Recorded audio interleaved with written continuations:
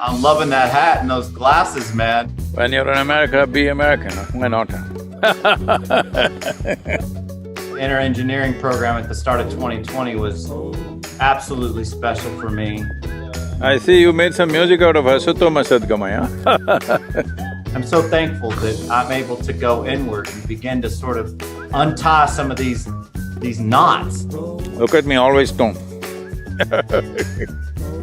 But it doesn't have any side effects. It doesn't take away your intelligence. But if you become blissful throughout the day, you are a candidate for Samadhi.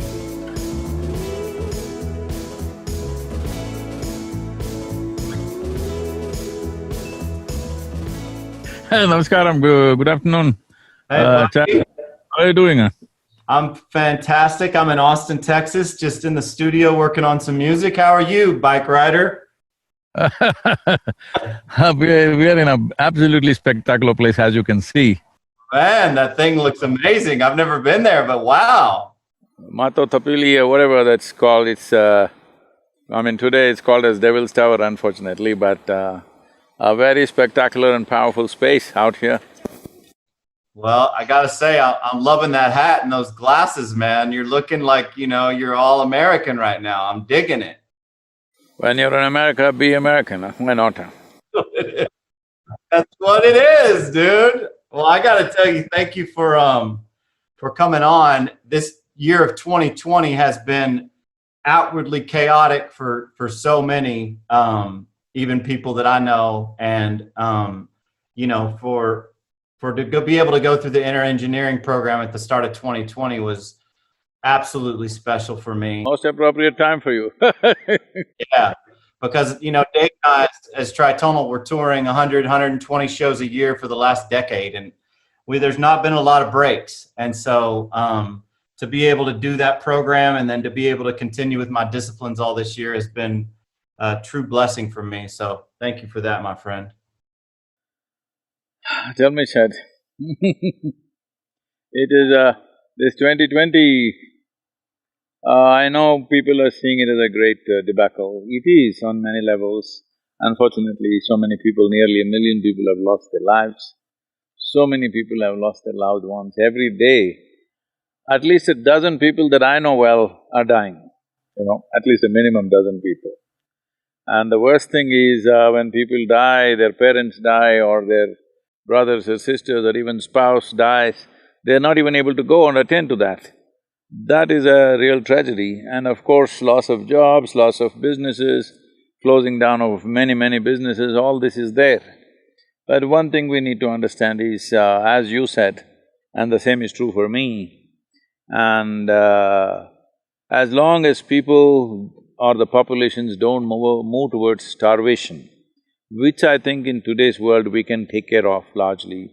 Even from our yoga center, we've been feeding over 16 to 18,000 people every day to ensure that those people don't go into starvation. If that one thing doesn't happen, rest of it is… this is a good time to realign ourselves to… it's like a crazy machine running all the time. All of us on full throttle, nobody knows who's holding the steering wheel. So here it is, the machine has come to a kind of at least if not a halt, at least a slowdown. This is the time to take charge of the steering wheel and see where is it that we want to go as human beings. Where is it that we want to drive this planet to, and our own lives too, the destiny, individual destinies and the common destiny of humanity of this generation. I think this is a time to recalibrate all that. Yeah, it certainly has been for me, and it has been for my production partner, and from, we produce music, and I think for the longest time as musicians start to garner success, we're traveling all the time, we're in and out of hotel rooms, we're in and out of festivals and venues in Las Vegas and places like India and far off countries that we've never been to before, always on airplanes. You get caught up in this whirlwind of more is better, and this paradigm that how do we reach more fans? How do we have bigger records? How do we play bigger shows? And it's all just attaining, it can be, without conscious awareness of the purpose and a validation of the why. And I feel like this has been the most important time for us to ask ourselves, who am I? And how can I be a light of inner equanimity to share to other people on stage, in commercial spaces, in commercial festivals, and at commercial venues and concerts. And so, doing the inner engineering was amazing, but more importantly has been the daily, 4 or 5 meditations a day, and the chanting of Om, and the Hatha yoga, and the… I see you made some music out of Asatoma Sadgamaya. Yeah, I did. We did a chant. We did a mantra, and made a big dance record out of it. And look, a lot of people, that's going to be well over their heads. It's just going to be another song, another thing. But for the few that are seeking, for the people that are like, what are they up to? It allows for an opening to happen. And I'm so thankful that I'm able to go inward and begin to sort of untie some of these knots, these energetic knots that are within me, man. It's going to be work, but I think it's the work that we're here to do. If we don't take care of our interiority, all our external activity, no matter what it is, becomes meaningless, because ultimately, the only thing that you have is life. Everything else is just an imagination. What is your bank balance, what is the size of your home, what is the model of your car, and all the other nonsense is just in your head. The real thing is only your experience of life, how profound it is, how intense it is, and how wonderful it is, that's all there is. The life is all that we have, the rest is all made-up stuff. Yeah. And the Isha program has been absolutely wonderful to be able to just remember some of those basic tenets of like you say, we're in this spacesuit, but not many of us have figured out how to work our spacesuit. And so this year's just been a year for Dave and I to ask ourselves, what do we know who we are? Do we know how to work our spacesuit? Am I inwardly equanimous? Am I blissful? And the answer is honestly was a lot of times no. And there weren't necessarily tools in place in order to do anything about it. And now there have begun to be some tools. How's the trip been across North America? How has it been for you driving so many miles a day? Are you tired? Are you energized? You feel good? I'm good that way, it's just that, weather has been great, except after we came towards Dakota and now into Wyoming, the winds are blowing at 50 miles an hour, taking the motorcycle sideways all the time. A hard job to keep it on in the in the lane, it's just going away.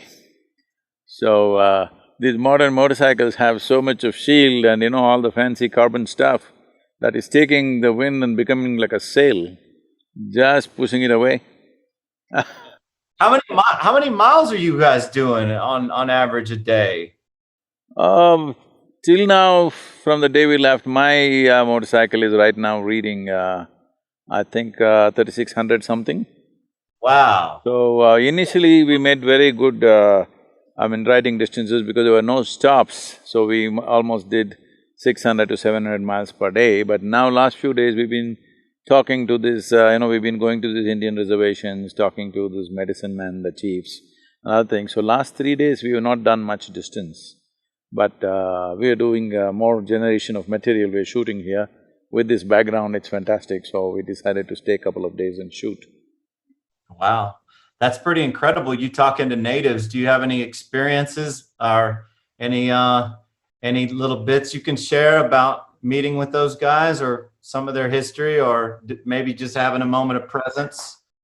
One thing is, there is a certain sense of hope now compared to how they were. They were feeling quite hopeless that, they had no freedom to practice the religious practices till about, I think 74 or 76, 1974 or 76. After that, this Religious Freedom Act came, and even though it came in enforcement, it did not happen. They feel in the last 15–20 years there's more freedom for them to practice their religion. A lot of it has been lost, but certain elders have kept it alive and trying to bring the youth back into it. They're all very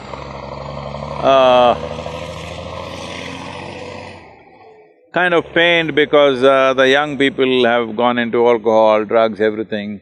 So they are striving to get them back to their ways. And for most of us, a Native American means you would have seen them only in the Wild West movies, and he was always the epitome of physical fitness and he runs miles and whatever, all that stuff. But now everybody has become, taking the shape of the earth, and that has been a concern for the elders, and they are trying to bring their ways of how in ancient times they stayed fit and they stayed well and they were connected to the land all the time. The most significant aspect of their life is their connection with the land. They're trying to bring that back, but chemicals, alcohol, all these things have taken their space. But at least they are feeling hopeful that in the next 10-15 years, they will have more of their culture living than it has been in the past. Wow. That's heavy for you to hear. And it touches me personally because for so long, early in my adult life, I felt cut off, and I felt a bit traumatized from at one point early in my childhood.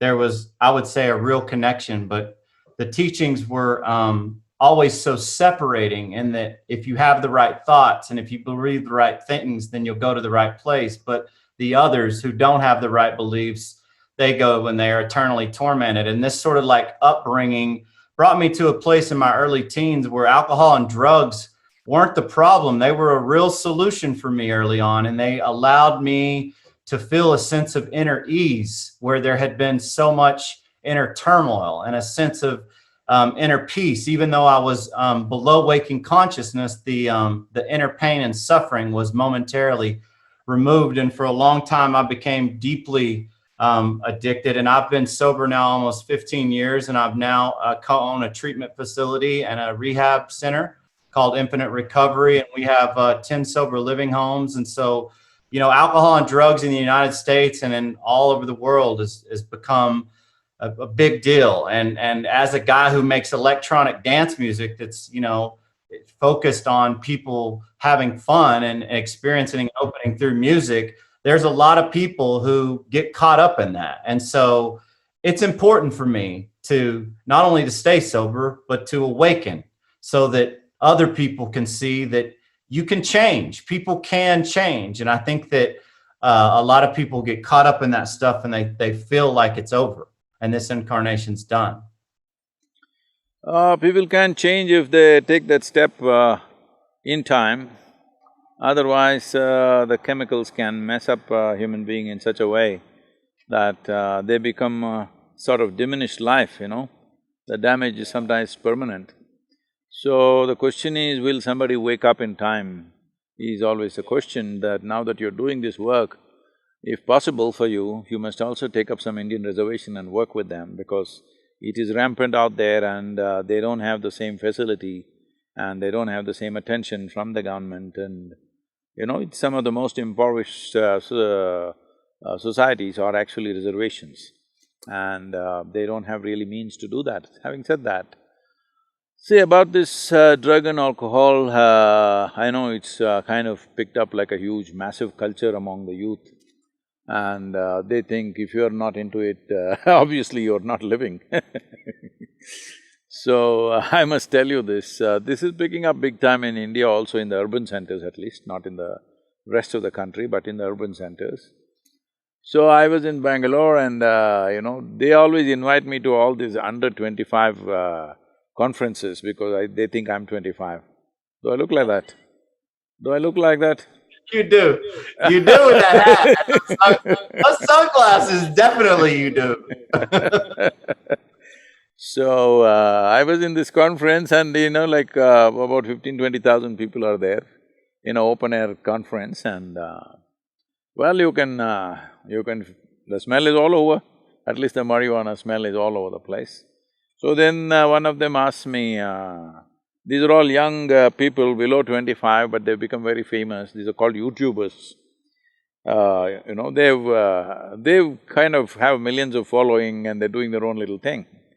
So they said, Sadhguru, you have so much influence with the government, why don't you make marijuana legal in India? I said, why not? Marijuana, we'll make it legal, we'll make cocaine also legal. And then we'll make meth also legal. Why go in steps? We'll make everything legal straight away, because anyway, when something… Well, the reason why, for example, in the United States there was prohibition, there was no alcohol, all right? So why they gave in to making alcohol legal is not because they suddenly decided it's good for your health or your well-being, simply because they couldn't control it. The moonshining was all over the place, and instead of somebody else making the money, the government decides, okay, let's tax it and make money. So the same thing with marijuana, when they're not able to control it, it's all over the place, they will decide to tax it and make money. If cocaine becomes all over the place, probably they'll do the same thing another 10-15 years. If meth becomes all over the place, that's what they will do, and somebody will of course write an article saying how meth is the best for the growth of your brain, you know? I'm saying these things will happen, this is how society has worked always. Not just one society, all societies, this is how they have usually worked. So I said, I will make it, no problem. Why is it that you're asking me? You want to go to your university smoked up, is it? I don't know what's the words in America, in India. Stone is there, but that's going too far. I am stoned, always, that's why I'm not showing you my eyes. I am always stoned without any substance. So in India, they say tobacco means it's smoking. If they're doing marijuana, it's smoking up, they're smoked up. I said, do you want to go to the university smoked up? They said, why not? I said, let's do one thing. Let's say we want to take you on a small plane ride. On a little plane, we'll give you a joyride. But the pilot comes smoked up. You want to fly with him?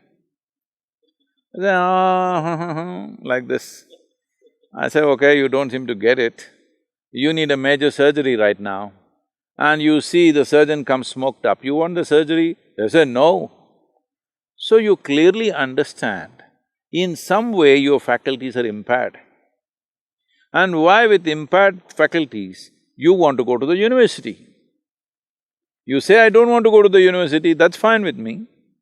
You want to go to the university with impaired faculty, what is the point of that? You clearly understand something is down in you, but you say you're high. I said, from now on, don't use the word high. Whenever you smoke, you say, I'm down. Because that's the appropriate word. Because something is down, nothing is up, all right?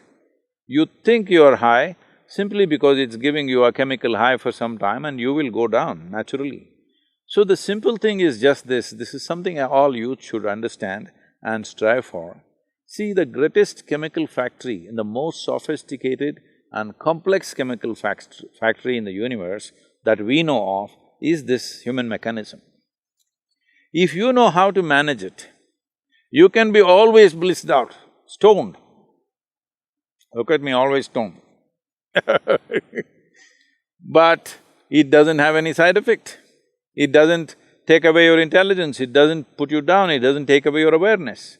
Today, there is much research in this direction. This this inner engineering, what you did was only the online thing. The Shambhavi Mahamudra practice, which is a completion program, unfortunately we're not able to do it right now. With this practice, 90 days of practice, they are saying some of the universities, this Rutgers University, Harvard, Florida and other Indiana universities, they all came together and did a research on this practice. And they said your BDNF, that is the brain-derived neurotropic factors, are up 300%. And your cannabinoid receptors, your endocannabinoids, that is, within the body there is a production of cannabinoids, that is up by 70%, always. So all the time we are on dope, but internally. So because of this, you're always joyful, blissful, no stress in you, but it doesn't take away your awareness, it makes you extremely aware. This is what humanity needs. Only thing is, it is within you and you have to do something to access that.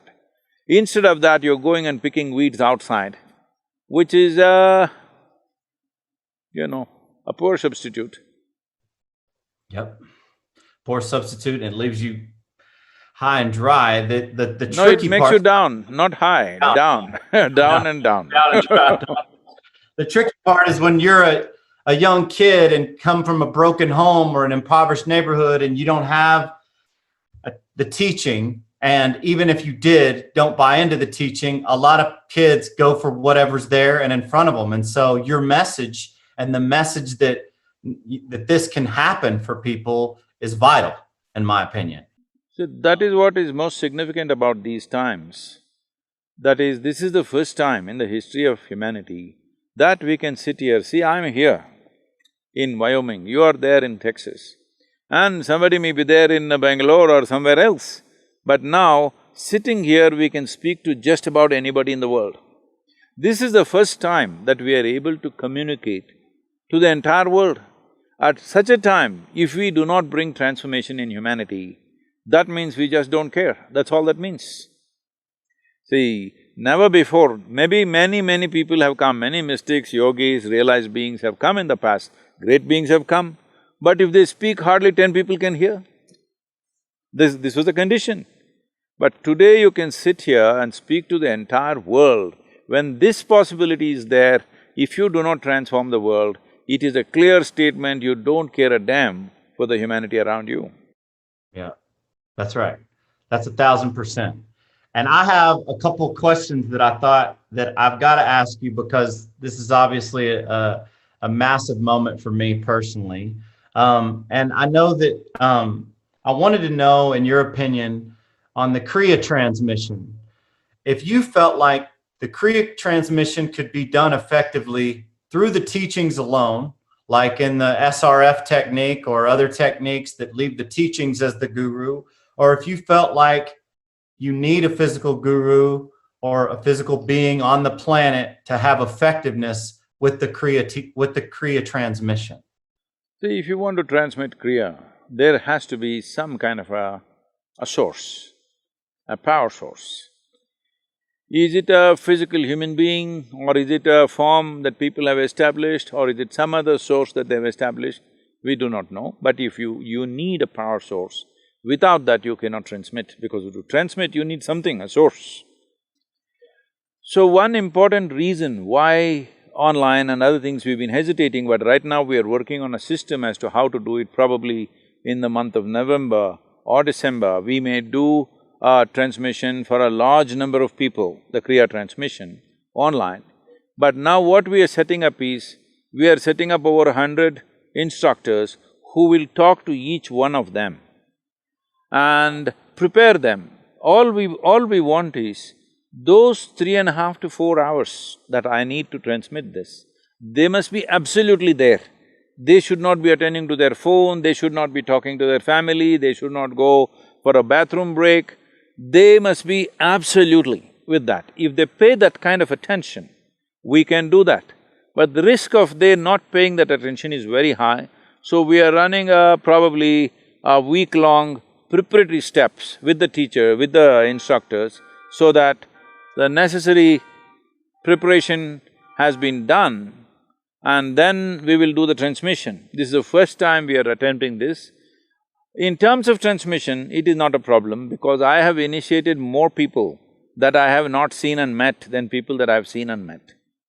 When the need arises in them and they're open, wherever they are, we will always try to initiate them. So that can be done, distance is not the problem. The problem is the attention. If we can manage the attention from the other end, we can transmit Kriya long distance. That's awesome. Well, congrats. That's exciting. That's going to be massive for the world and massive for a bunch of people who can't do Shambhavi right now because of COVID. So that's awesome. I have another one. This, as a Westerner and as somebody who's usually touring all the time, a householder, a dad who's got twin boys and a little girl, you know, as an entertainer who's constantly traveling like yourself and trying to meditate upwards of 4 times a day, are there any psychological and physiological indicators of somebody when they're doing disciplines eagerly and rigidly over time that would indicate that they're coming up on a samadhi-like experience? Are there any signposts? Are there any things that we should look for? See, this question comes from various aspects. One important aspect that I would like to knock off before we go into the subject is, generally people think an inner experience means something spectacular should happen, fireworks should happen. Tell me, even if we set up fireworks, how long can we make it last? Yeah, it's up and down, and then you open your eyes It and is it's just up over. and down. So the important thing is not that. That steadily you're going up is important. Here and there we can have a little fireworks show. That's okay, but that is not the goal. The important thing is we must be steadily going up. First of all, let's understand what is Samadhi. Samadhi means… Sama means equanimous, Di means buddhi or the intellect. When your equanimous becomes when your intellect becomes equanimous, you are in a state of Samadhi. There are different types of Samadhi. Generally, it is categorized as 8 different stages of Samadhi. So let me not go into the detail of these categories. The important thing to understand is, the very function of the intellect is to discriminate. You are able to discriminate what is the soil, what is the tree, what is the stone, what is the human being, only because your intellect is functioning. Now if you make it equanimous, that means in some way you will not see the discrimination, you will experience life as one big whole, because intellect is a knife which is cutting the universe into small segments of pieces for your experience. Now when your experience becomes unified, that is, intellect is not doing this function, it is alert, but it is equanimous when it becomes. Now, I'm sitting here, behind me this beautiful, Mato Tapili is standing up. Suppose you can't make out the difference between this and that. This is Samadhi. I'm putting a very stark example. But in your inner experience, every human being is experiencing some states of minor Samadhis. Somewhere they put down their intellect and, they experience some kind of togetherness. You can call it love, you can call it affection, you can call it, friendship, but some moments where discriminations are taken away and there is some sense of togetherness. But now the question is to maintain this every moment of your life. So simple way of seeing whether I'm moving forward or not is, when you wake up in the morning well, if you're unwell, if something else, let's leave that. Let's say you're perfectly healthy. You wake up in the morning, how does it feel to wake up in the morning? Waking up in the morning is a very important ritual in the yogic culture, how you wake up in the morning. So when you wake up in the morning, does a smile naturally appear on your face, or do you have to smile? Or are you in some kind of a blissed out state when you wake up in the morning? Or are you tense when you wake up in the morning? Are you agitated? Or before you wake up already you're bothered about something? These are simple indicators. If you notice, there is a certain equanimity when you wake up in the morning. Well, it's a good sign. Just keeping that through the day is what it is. Don't look for spectacular fireworks, because those fireworks will never last. But if you become blissful throughout the day, you are a candidate for Samadhi. For sure, because the number of troubles that are going on in everybody's lives, okay? There is nobody's lives which is all perfect. If you have to be blissful, you have to be equanimous, otherwise there's no way. There must be Samadhi in you for you to be blissful through the day, irrespective of the situations that are going on. If you go in reaction or in judgment of the situations that are happening in our life, nobody can be blissful on this planet unless somebody is wearing those, these days they are wearing those, what are those goggles which are giving them virtual reality, and they're in La La Land, I'm saying. VR, baby, VR glasses. That's great. That's great. And I think that's a great indicator. I was wondering about, you travel all the time. You're always on airplanes, you're always in different countries. As an entertainer, we were on airplanes literally every weekend going across the world. And I found that I've been home so long this year that a routine has been so key in garnering these states of inner equanimity. And there's a part of me that's a bit fearful and worried about being out on the road, up all night, late nights, early flights, hotel or airplane food, airport food. Do you have any advice about just preparing myself as an entertainer for inner equanimity and love with a touring regiment that can be that taxing? Well, anyway, you said you're sober, so I don't have to advise you on that one. Yeah, I am completely sober.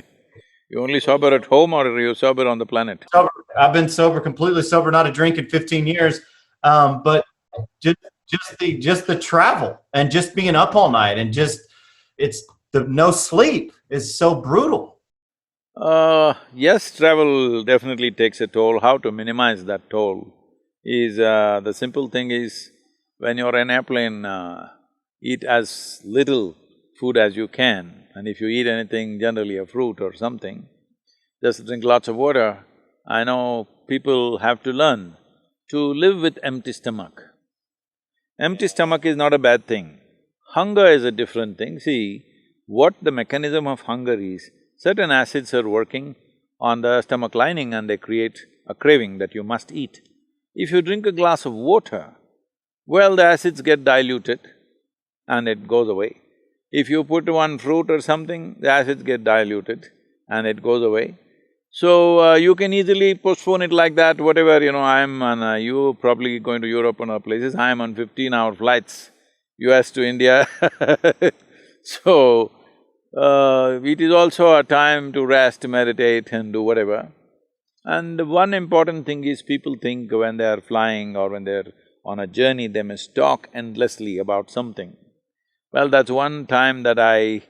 though it is difficult for me, the crew and everybody comes and they want to talk to me if I'm flying the Indian airline, all this kind of stuff is there. I keep a little time for that. Rest of the time, I just drink lots of water, maybe read something, write something or meditate.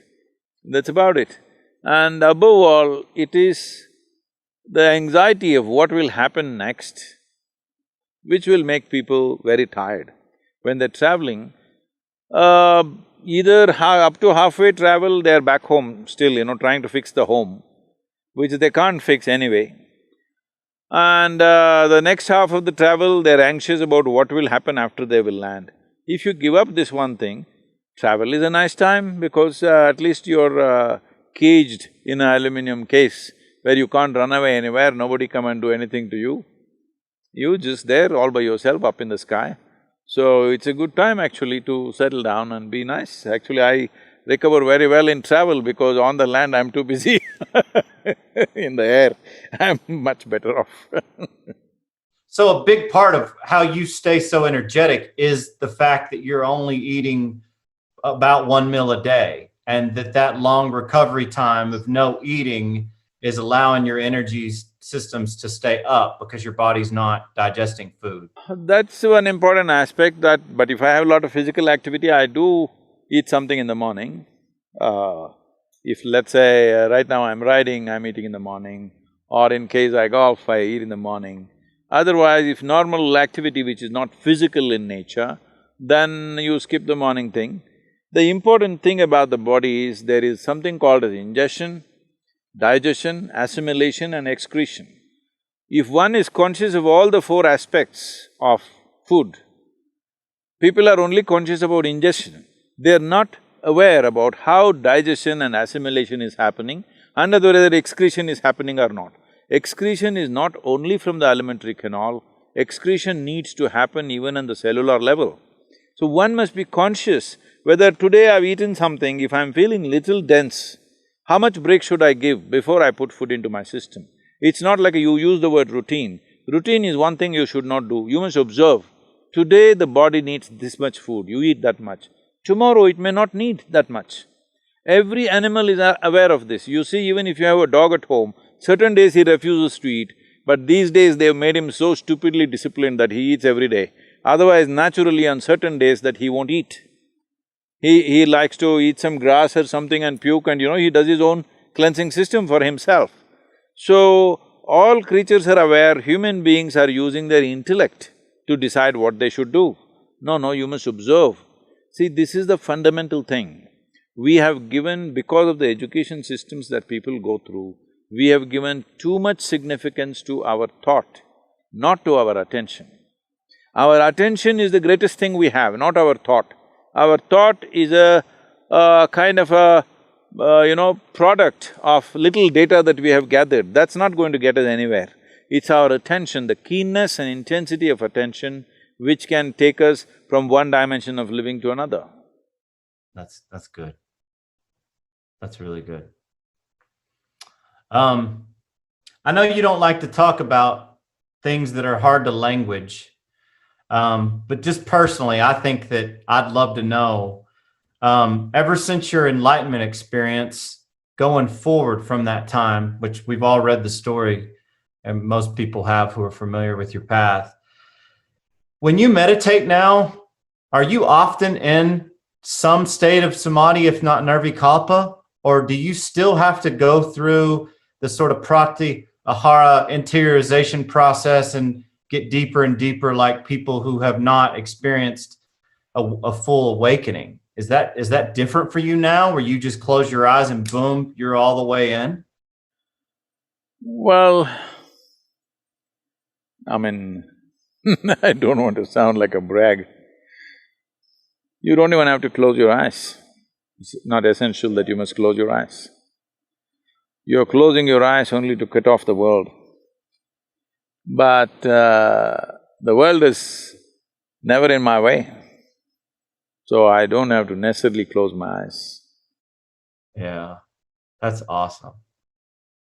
That's so good. I've never seen the world as being in my way.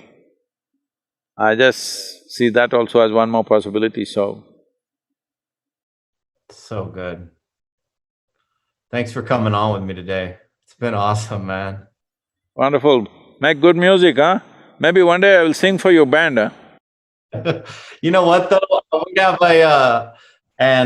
we often do spiritual spoken word over sort of deep, melodic, really hypnotic rhythms, and we've used Ram Dass and Eckhart Tolle. I would love to sometime be able to sample a guided meditation or a bit of spoken word and hook up with the Isha team and work with you guys on a Spotify release. I think that would be super, super cool. Okay. Great talking to you, huh? Wonderful. Thank you so much. We'll see you soon. Okay, bye-bye. Namaskar.